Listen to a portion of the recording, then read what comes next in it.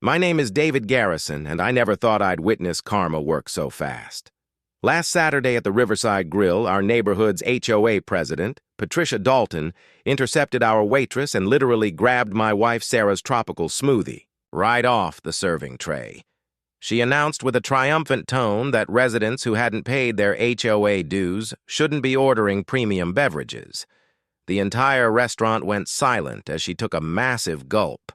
3 seconds later, she was sprinting toward the restroom, her face turning green. You see, my wife has a severe lactose intolerance and had specifically ordered her smoothie with a triple dose of lactase enzyme drops. Patricia, who constantly brags about her iron stomach, had just consumed enough digestive enzymes to process a wheel of cheese. I should probably start from the beginning. My wife Sarah and I moved to Maplewood Heights 3 years ago, thinking we'd found our dream neighborhood. Tree-lined streets, well-maintained lawns, and a community pool that sparkled, like something out of a magazine. What the realtor failed to mention was that the neighborhood came with Patricia Dalton, a 62-year-old retired bank manager who ran the HOA like her personal kingdom. Patricia had rules for everything. Garbage cans had to be brought in within 30 minutes of collection. Holiday decorations couldn't go up before December 15th or stay up past January 2nd. She once fined our neighbor $200 because their garden gnome was facing the wrong direction. Patricia had taken a particular dislike to Sarah and me from day one. Maybe it was because we were younger than most residents. Or maybe it was because Sarah laughed too loudly at the welcome barbecue when Patricia announced her 17-page presentation on proper mailbox maintenance. Either way, we became her favorite targets.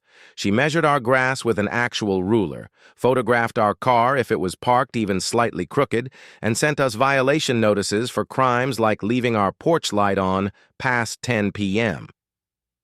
The woman had nothing better to do than patrol the neighborhood with her clipboard looking for infractions. The situation escalated when Sarah started her weekend smoothie tradition. Every Saturday morning, she'd walk to the Riverside Grill and order their special tropical blend with extra mango, coconut milk substitute, and her prescription-strength lactase drops. The smoothie cost $18, which Patricia somehow discovered and deemed excessive and ostentatious for our income bracket. She'd started telling other neighbors that we were living beyond our means and setting a bad example for the community. The EIB woman actually created a spreadsheet tracking what she estimated everyone spent on non-essentials. Things came to a head the previous month when Patricia tried to pass a new HOA rule limiting restaurant purchases to $15 per person per visit within the neighborhood boundaries. The proposal was so absurd that even her usual supporters voted it down. Patricia blamed us for organizing the opposition, which we hadn't, though we certainly celebrated when it failed. She'd been looking for revenge ever since, making snide comments whenever she saw us and increasing her surveillance of our property. That brings us to last Saturday. Sarah and I decided to have lunch at the Riverside Grill with my brother Tom and his wife Linda, who were visiting from out of state. Patricia was there, too, holding court at her usual corner table with 3 other board members, discussing their plans to regulate the acceptable colors for front door wreaths. I could see her watching us from the moment we walked in, her eyes narrowing when Sarah ordered her customary smoothie with extra enzyme drops.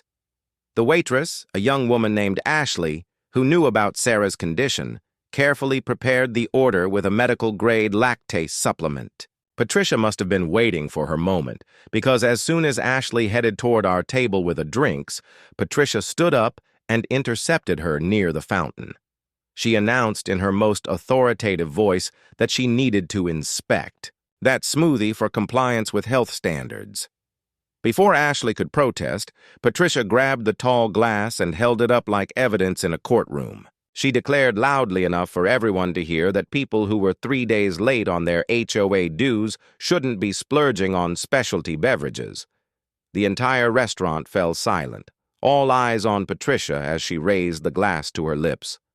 I started to warn her, but Sarah grabbed my arm and shook her head slightly. Patricia took not just a sip, but a massive gulp, probably trying to make some sort of power move. The change was instantaneous. Her eyes widened. Her face went from smug satisfaction to confusion to panic in about 2 seconds. The glass slipped from her hand, shattering on the floor as she clutched her stomach. She made a sound I can only describe as a wounded moose before spinning around and running toward the restroom, knocking over a potted plant and 2 chairs in her desperation. The restaurant erupted. People were laughing, gasping, and pulling out their phones. Ashley looked mortified until Sarah explained that the smoothie contained prescription-strength digestive enzymes, completely harmless but extremely effective, especially for someone who wasn't lactose intolerant. The manager came over concerned about the commotion, and several witnesses eagerly explained how Patricia had essentially stolen the drink right off the serving tray. Tom was already on his phone with his lawyer friend, discussing whether this constituted theft and assault on the waitress. Patricia remained in the bathroom for 47 minutes. We know because the restaurant had only one restroom and a line formed. Outside, people were timing it, taking bets on when she'd emerge. When she finally did, her face was pale. Her usually perfect hair was disheveled, and her silk blouse was damp with sweat. She tried to march out with dignity, but everyone in the restaurant was staring, some still recording. Someone started. A slow clap, and Patricia practically ran to her car, leaving her 3 board member friends to pay her check. But the story doesn't end there. By that evening, videos of the incident had spread through every neighborhood social media group. Someone set it to music. Another person created a remix with sound effects. The phrase "Patricia's Premium Smoothie Scandal" became a trending hashtag in our local area. The HOA's emergency meeting that night had the highest attendance in 5 years. Everyone wanted to discuss their president's behavior, specifically the theft of another customer's food and the assault on a waitress. Ashley, the waitress, filed a formal complaint with both the police and the HOA board. She stated that Patricia had physically grabbed her arm during the drink confiscation, which technically constituted assault. The restaurant manager banned Patricia from the premises and sent a detailed letter to the HOA board about the incident, including security footage that clearly showed Patricia taking the drink without permission. The health department even got involved, citing concerns about a customer handling food meant for another patron. The following Tuesday, the HOA board convened without Patricia, who had called in sick for the first time in 8 years. The vote to remove her as president was unanimous, even from her former allies who were embarrassed by the viral videos. They also voted to reimburse Sarah for the smoothie and pay for Ashley's legal consultation. Patricia was served with a restraining order, keeping her 500 FT from the Riverside Grill and requiring her to complete 40 hours of community service for the assault charge. The police investigation revealed that Patricia had been systematically harassing multiple neighbors for years, with our family being just one of many victims. 17 households came forward with documentation of her abuse of power, including forged violation notices and fictitious fines. The district attorney decided to pursue charges of fraud and extortion.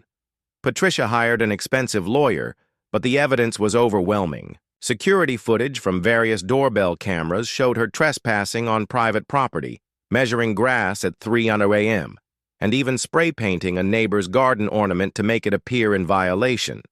The trial lasted 3 days. Patricia tried to argue that she was maintaining neighborhood standards, but the judge wasn't impressed.